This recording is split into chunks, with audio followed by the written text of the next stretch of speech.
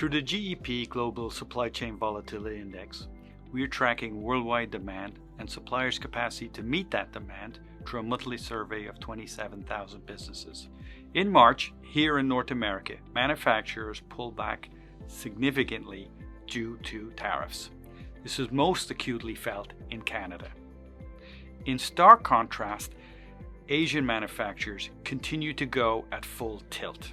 Most concerning, in the UK, suppliers contracted at the fastest pace that we've only seen twice in the last 25 years, indicating an accelerating contraction of the manufacturing sector.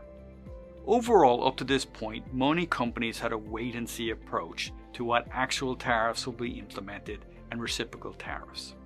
That has fundamentally changed.